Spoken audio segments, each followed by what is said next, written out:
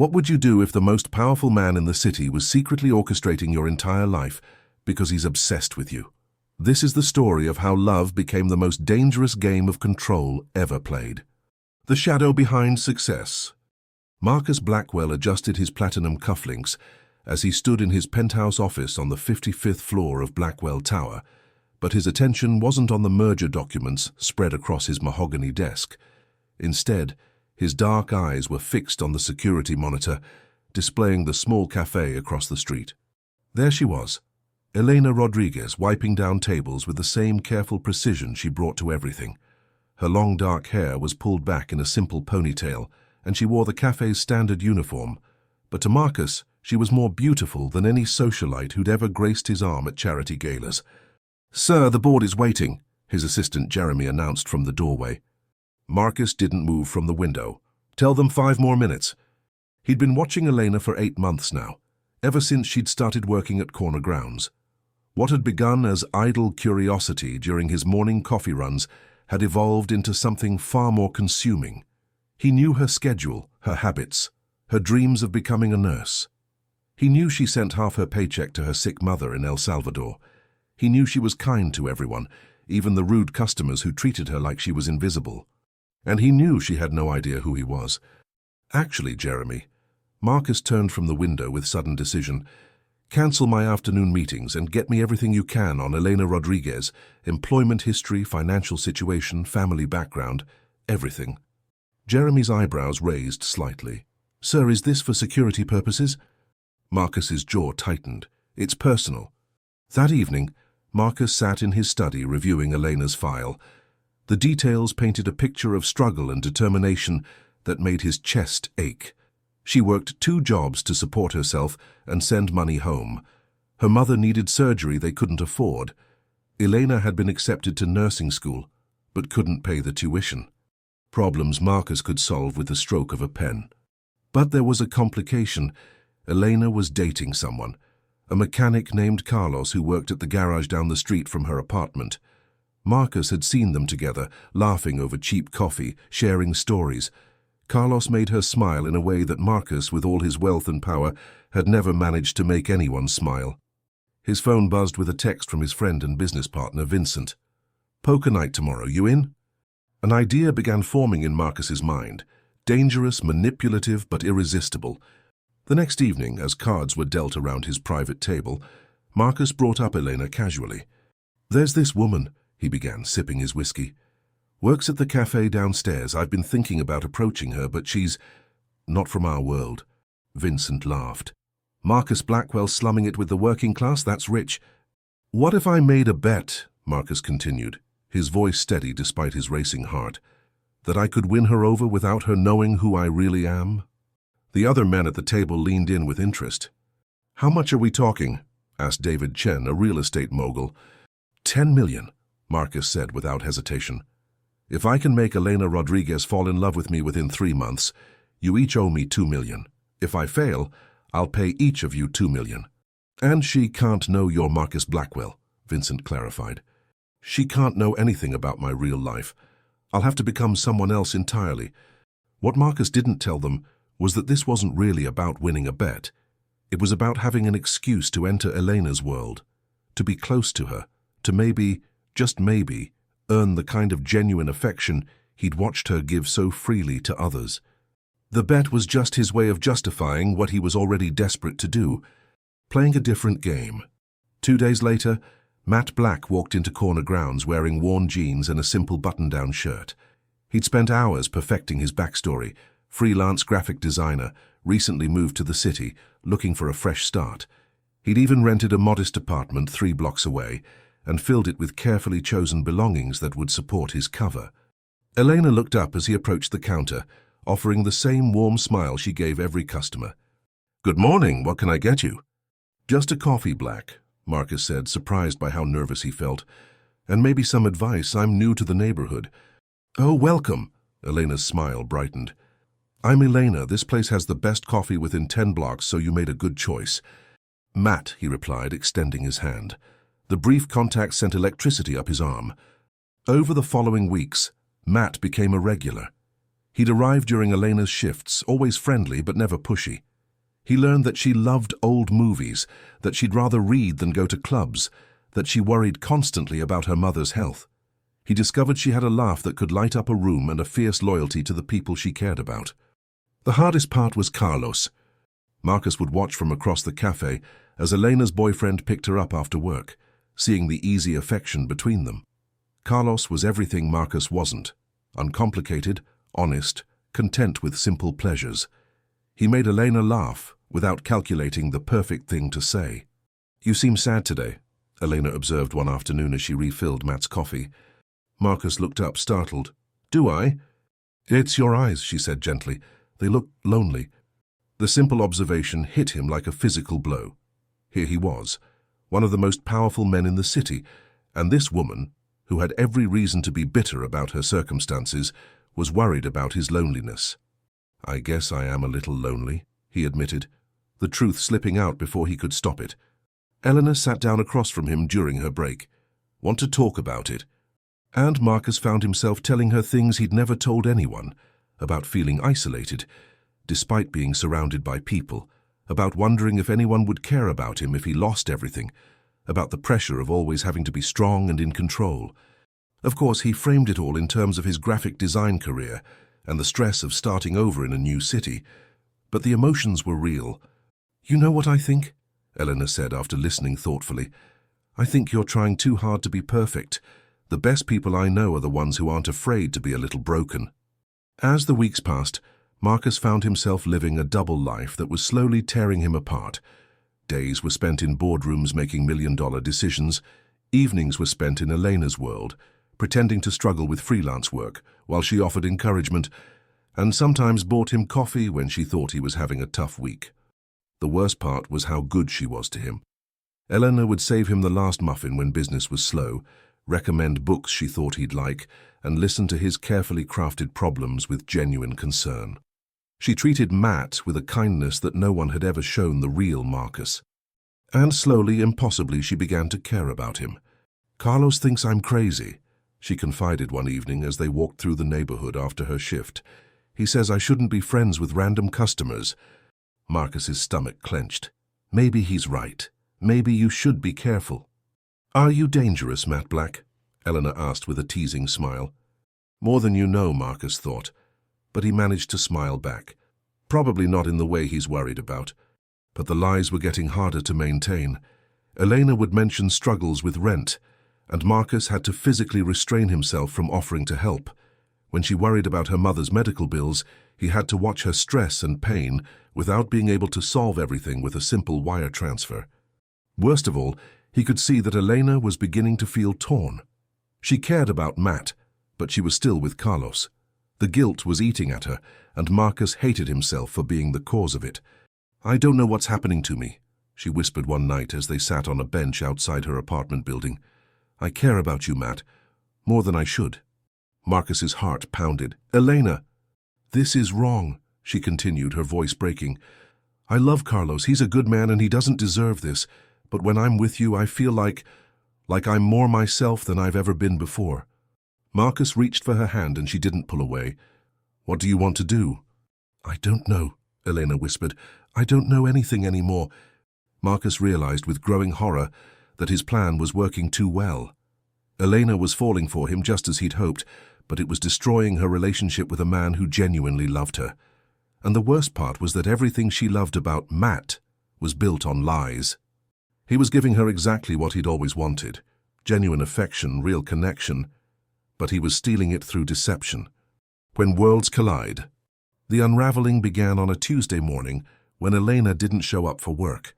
Marcus paced his penthouse office, his assistant Jeremy watching nervously, as calls to Elena's phone went straight to voicemail. "Sir, perhaps you should focus on the Henderson acquisition." "Find her," Marcus snapped. "I don't care what it takes." Within hours, Marcus had the answer. Elena's mother had collapsed and been rushed to the hospital. Elena had taken the first flight to El Salvador with money she'd borrowed from friends and credit cards she couldn't afford.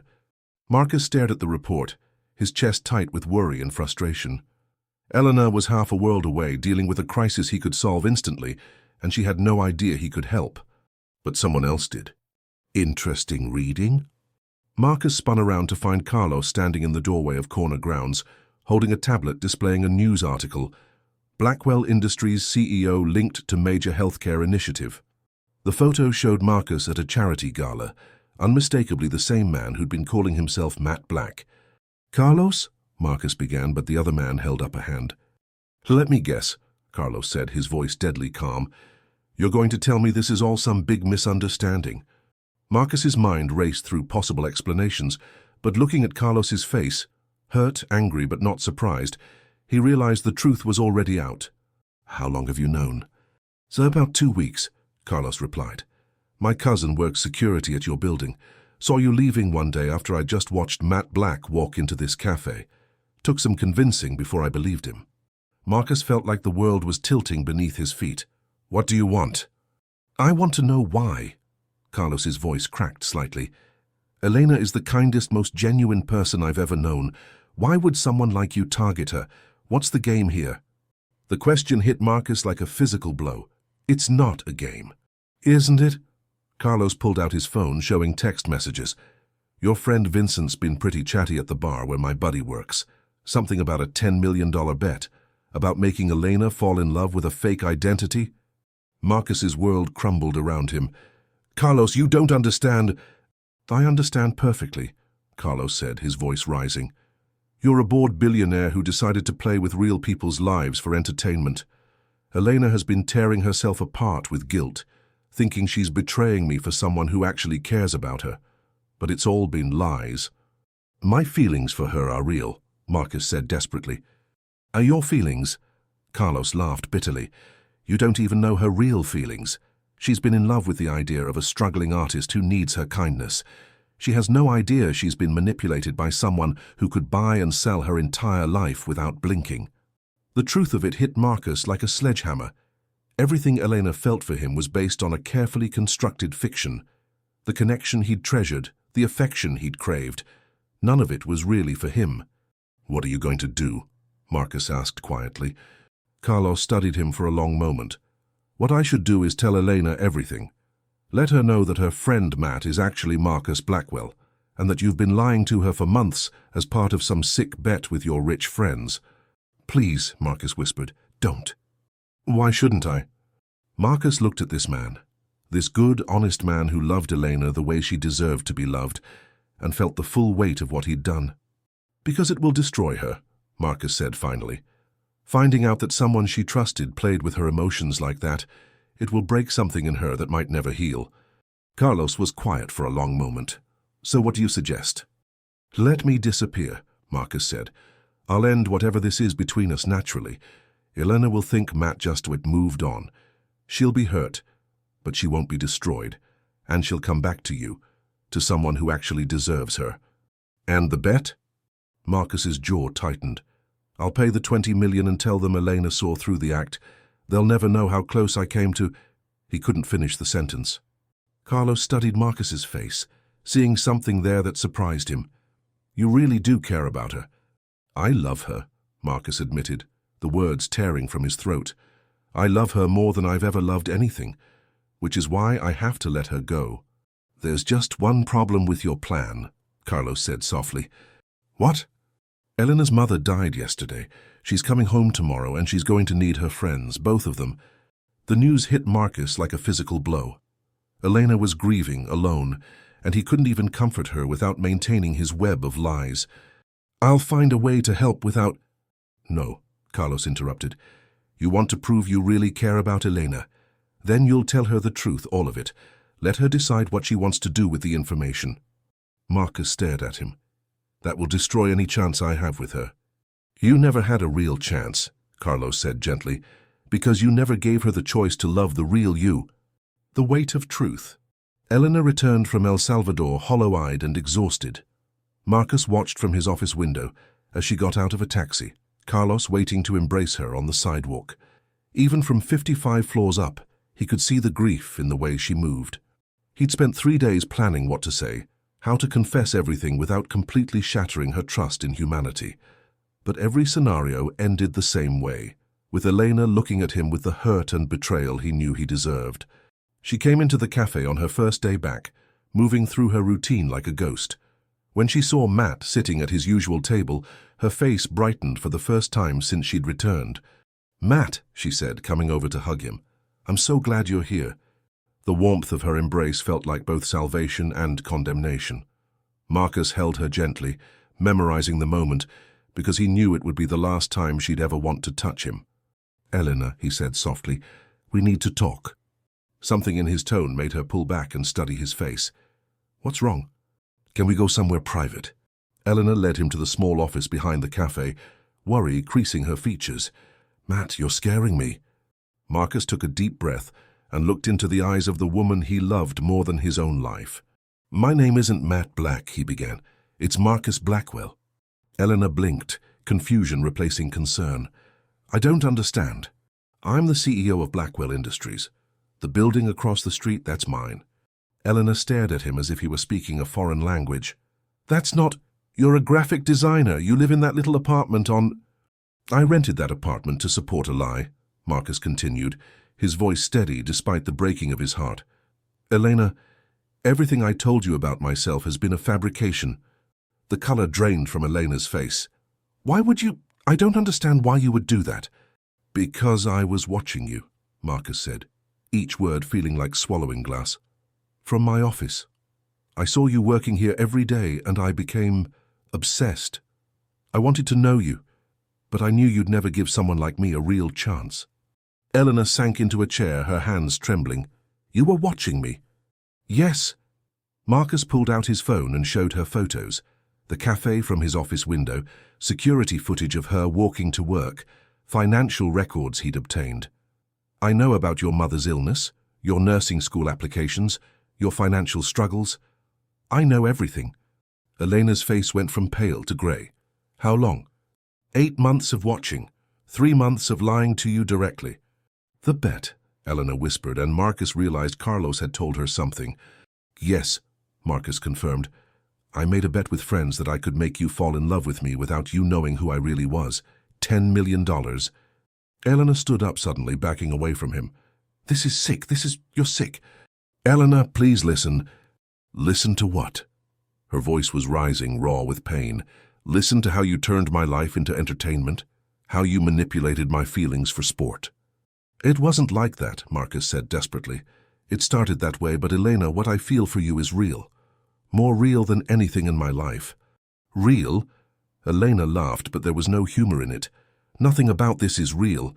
You lied about your name, your job, your life, your entire existence. The person I cared about doesn't even exist." "He does exist," Marcus pleaded.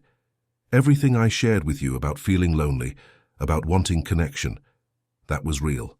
The way I listen to you, the way I care about your dreams, that's real. Built on lies." Elena was crying now, her voice breaking. "Every conversation we had, every moment I trusted you, every time I felt guilty about caring for you while I was with Carlos, it was all part of your game." The mention of Carlos made Marcus flinch. "Elena, Carlos is a good man.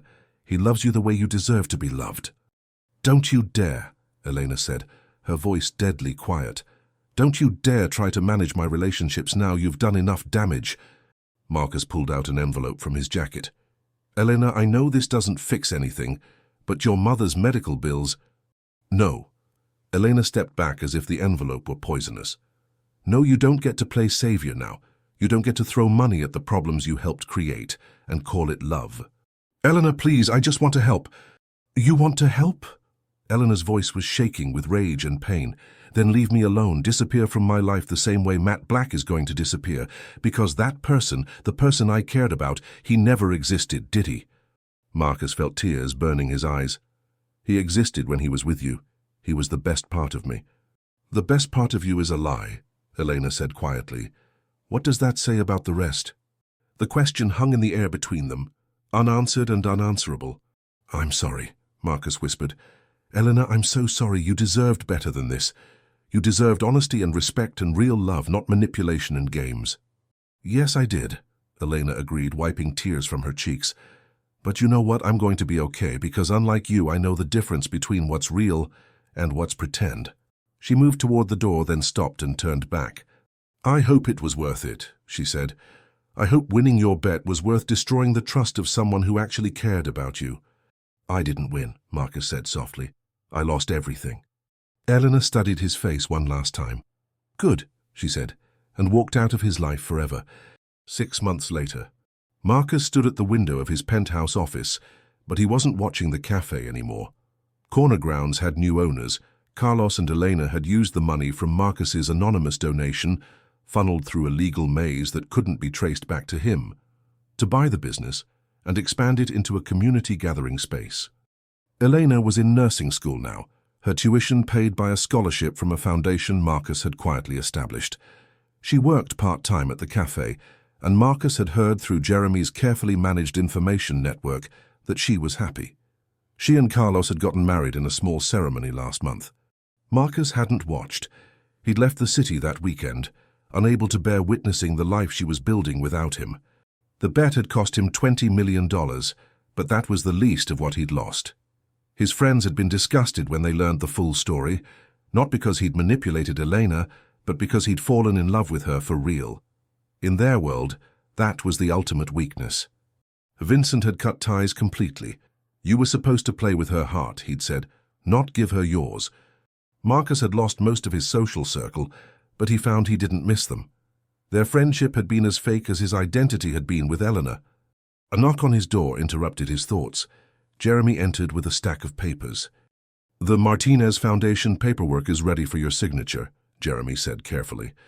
They didn't talk about Elena directly anymore, but Jeremy knew what the foundation was for. Community art programs and healthcare assistance for low-income families, Marcus read from the summary. Good. It wasn't enough. It would never be enough. But it was something real he could do with his wealth and power, help people the way he should have helped Elena from the beginning, openly and without expecting anything in return. Sir? Jeremy said quietly. There's something else. Elena Rodriguez Santos. She left something for you. Marcus's head snapped up. What? Jeremy handed him a small envelope with Marcus written on it, in Elena's familiar handwriting. Inside was a single piece of paper with a short note. Marcus, I heard about the foundation. Thank you for doing something good with your wealth instead of using it to hurt people. I want you to know that I've forgiven you. Not because you deserve it, but because carrying anger was hurting me more than it was hurting you. I also want you to know that some of what we shared was real for me too. Not the lies, but the moments when you let yourself be vulnerable. That person, the lonely, searching person underneath all the deception, he was worth caring about. I hope someday you'll let that person exist without having to lie about everything else. Take care of yourself. Elena. Marcus read the note 3 times, his hands shaking. It wasn't forgiveness in the way he'd hoped for. There was no second chance, no possibility of redemption in her eyes. But it was something more valuable. It was proof that Elena was still the kind person he'd fallen in love with, even after everything he'd done to her. He pressed the note to his chest and made a decision. Jeremy, he said, I want you to set up a meeting with the board. I'm stepping down as CEO. Sir? I'm going to travel for a while, learn who I am when I'm not performing for anyone. Marcus looked out the window one last time. Maybe someday I'll be worthy of the kindness Elena showed me, but first, I need to figure out how to be honest with myself. It wasn't the ending Marcus had dreamed of when he'd started watching Elena from his tower. He'd lost the woman he loved, his social standing, and his comfortable life of unchallenged privilege. But as he packed his bags and prepared to leave everything behind, Marcus realized Elena had given him something more valuable than her love. She'd shown him what it felt like to be genuinely cared for, and what it cost when that care was built on lies. For the first time in his life, Marcus Blackwell was going to find out who he really was, and maybe eventually become someone worth loving truthfully. Engagement questions for comments. Do you think Marcus truly loved Elena, or was he just obsessed with the idea of her? Could you forgive someone who manipulated your emotions, even if their feelings became real? Was Elena right to forgive Marcus, or should she have stayed angry? What would you have done if you discovered someone had been lying about their entire identity? Do you think Marcus will ever find real love, or are some betrayals too deep to overcome? Should wealth and power come with the responsibility to use them ethically, even in personal relationships? Let me know your thoughts in the comments below.